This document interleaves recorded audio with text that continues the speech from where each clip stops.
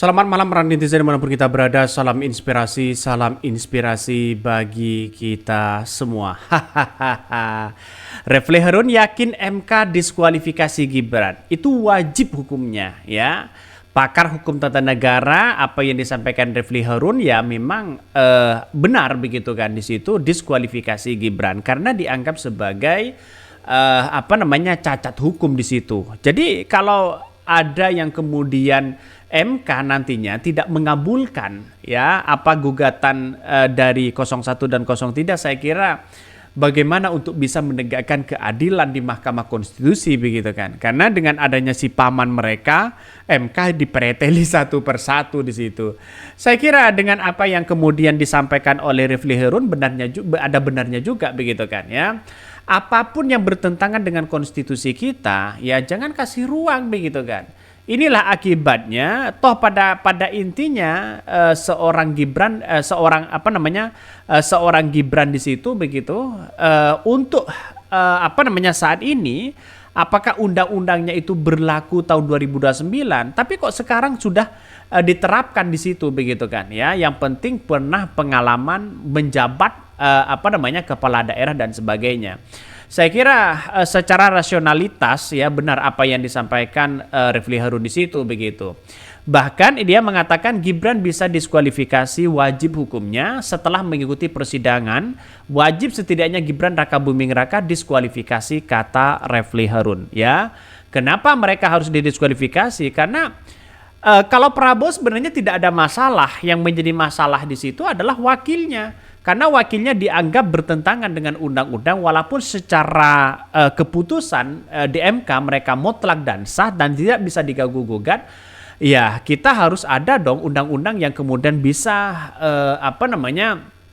memutuskan kembali ke yang semula di situ begitu. Ini semua kisruh negeri ini gara-gara nafsu berkuasa keluarga presiden. Ya, nanti ganti ponakan paman satunya.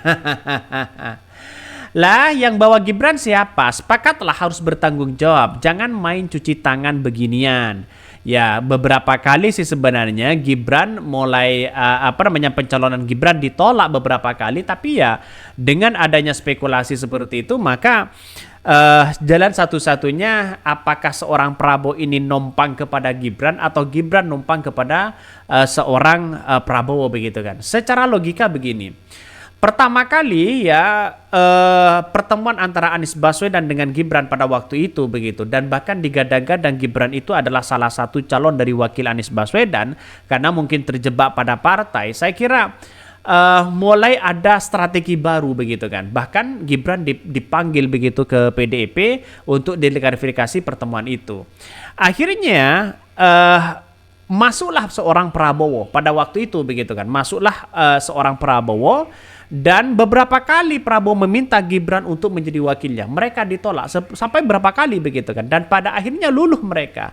Lah luluhnya di situ begitu mungkin ada faktor lain yang mengakibatkan bagaimana ya Gibran di situ bisa tetap menjadi wakil dari seorang Prabowo. Mengapa mereka menolak? Karena keputusan dari Mahkamah Konstitusi adalah Gibran tidak sampai umur 40 tahun. Artinya tidak cukup umur untuk menjadi cawapres. Akhirnya banyak muncul spekulasi di situ begitu kan. Salah satunya ya ada paman ya di Mahkamah Konstitusi. Mereka sudah di detik-detik akhir pencalonan ya H-2 mereka. Lalu kemudian ada putusan dari Mahkamah Konstitusi untuk meloloskan Gibran. Ya, artinya untuk meloloskan orang yang penting pernah menjabat kepala daerah, Artinya Gibran bisa lolos di situ begitu kan, karena ada si paman. Padahal spekulasi di MK itu sangat luar biasa begitu. Saya yakin dan saya yakinnya bahkan etika dari si paman sudah ditindak begitu kan, di situ dipecat menjadi ketua Mahkamah Konstitusi. Nah akibat disinilah kan putusan itu kan cacat hukum dan sebagainya begitu. Dan kenapa sekarang orang membelanya sana sini? Nah ini kan belum tahu dalam sejarah kita begitu, dalam artian sejarah dari apa yang disampaikan oleh Mahkamah Konstitusi pada saat itu begitu kan.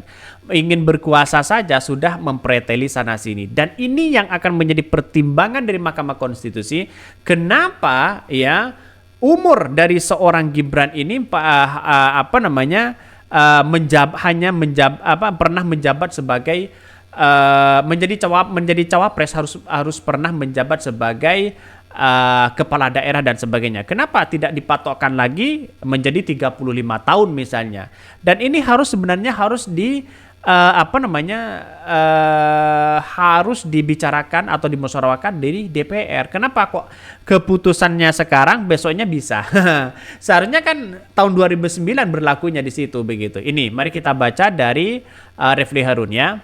Refli yakin ya MK diskualifikasi Gibran, wajib hukumnya. Kuasa hukum dari kubu Anies Baswedan Amin ya, Refli Harun ikut berkomentar jelang putusan Mahkamah Konstitusi pada Pilpres 2024 mendatang yang menilai pelanggaran pemilu itu terjadi karena adanya cawe-cawe dari Presiden Jokowi.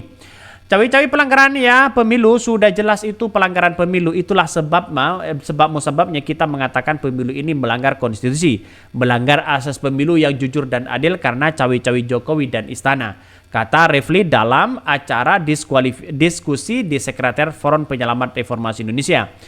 Menurut Refli, kecurangan Pilpres ya terjadi sejak awal, maka dari itu kata dia tak ada gunanya berbicara hasil Pilpres secara kuantitatif. Dalam permohonan kubu Amin meminta agar MK mendiskualifikasi Gibran sebagai cawapres dan dilakukan pemungutan suara ulang PSU, ia yakini petitum tersebut dapat dikabulkan. Ini kalau dikabulkan artinya Prabowo tanpa Gibran begitu kan. Ya kita lihat saja nanti. Kalau Prabowo tanpa Gibran, saya kira Prabowo akan keok ya. Ya, kita tunggu saja nantinya bagaimana putusan-putusan dari Mahkamah Konstitusi ini. Saya kira beberapa kali begitu kan yang mencoba memberikan keterangan para ahli dan saksi di Mahkamah Konstitusi tapi dibantah terus dari 02. Saya kira 02 itu membantah terus, membantah. Mana saksinya? Datangkan. Padahal sebuah kebijakan itu begitu kan walaupun tanpa saksi sebenarnya bisa dijadikan rujukan, menjadi pertimbangan begitu kan. Seperti pertimbangan misalnya kenapa Gibran bisa lolos kan walaupun tidak ada bukti di situ kan ada kebijakan dari Mahkamah Konstitusi bagaimana putusan mereka untuk meloloskan Gibran. Kan seharusnya kan seperti itu. Dan putusan itu harus dikembalikan kepada marwahnya. Maka kalau MK bisa mengabulkan, ya saya kira MK tidak tercoreng nama baik sekarang begitu.